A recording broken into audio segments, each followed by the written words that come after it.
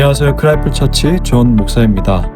어제 아침에도 매우 추운 날씨였는데 오늘은 좀 더 추운 것 같습니다.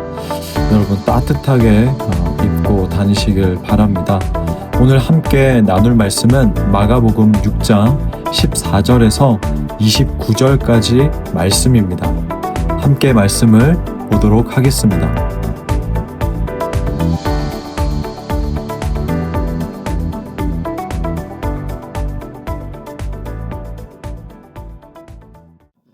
로안 윌리엄스가 쓴 루미나리스라는 책은 교회사의 각 인물들의 삶을 사색하면서 아주 짧은 내용으로 쓰여진 책입니다.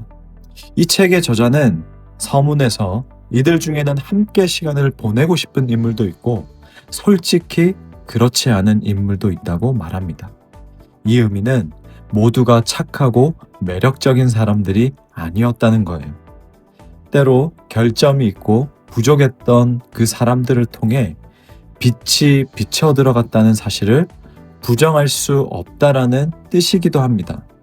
즉, 첫 인물 사도 바울부터 성 아우구스티누스, 토마스 크랜머, 존 밀턴, 보네퍼 등등에 대해서 이야기하는데 이들 모두 예수 그리스도를 밝게 비춘 등불과 같았다라는 표현을 합니다.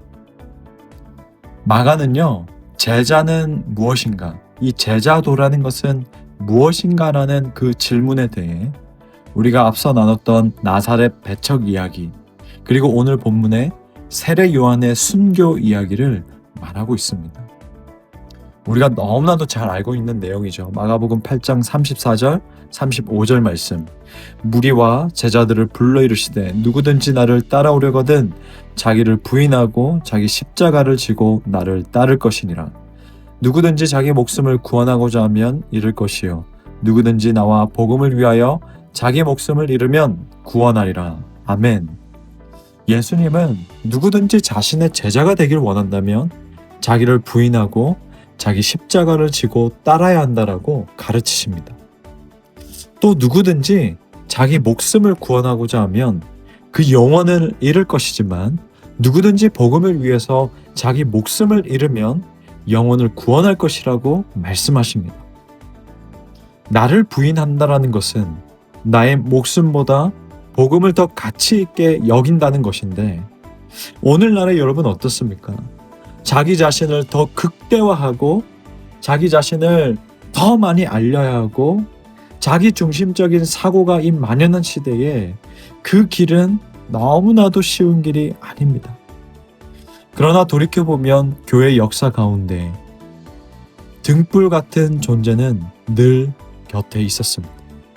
복음의 가치가 희미해지고 두려움에 휩쓸려서 떠내려갈 때에 누군가는 등불 같은 존재로 여기에 길이 있노라 보여준 사람들이 있었습니다.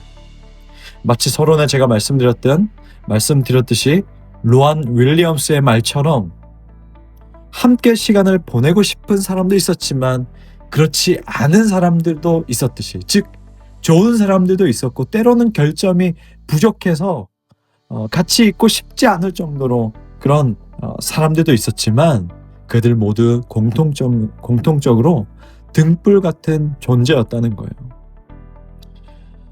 믿음으로 제사를 드린 아벨, 믿음으로 방주를 만든 노아, 믿음으로 떠난 아브라함, 보이지 않는 하나님을 믿음으로 따라가는 사람들이 있었습니다.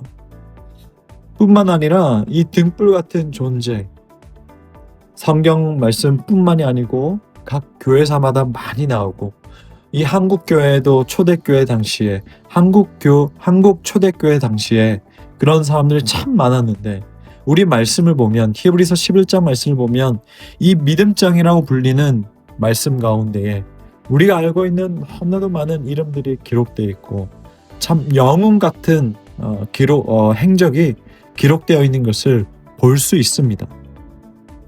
그런데 반면에 등불 같은 존재 중에는 무수히 많은 무명들도 있습니다. 제가 좋아하는 말씀입니다.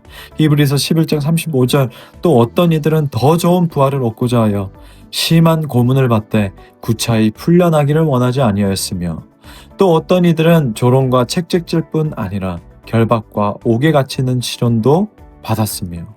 아멘. 여러분, 내가 유명한가, 큰 일을 하는가, 적게 하는가, 유명하지 않은가, 그런 것과 상관이 없습니다.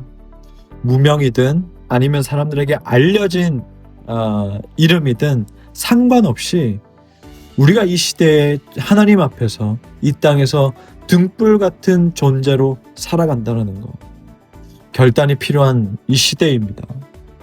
바라기는요, 우리가 함께 기도하며 지난 주일에 말씀을 나눴듯이 하나님의 능력을 구하면서 나를 부인하고 나의 십자가를 지고 주님 따라가는 크라이플, 주님의 예수 그리스도의 제자가 되기를 간절히 소망하고 주님의 이름으로 축복합니다.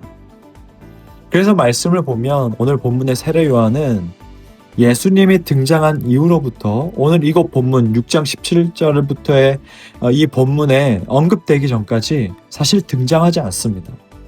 그러나 본문을 보면 세례 요한은 처음과 동일하게 복음을 전하는 삶을 살았다는 것을 추측할 수 있습니다.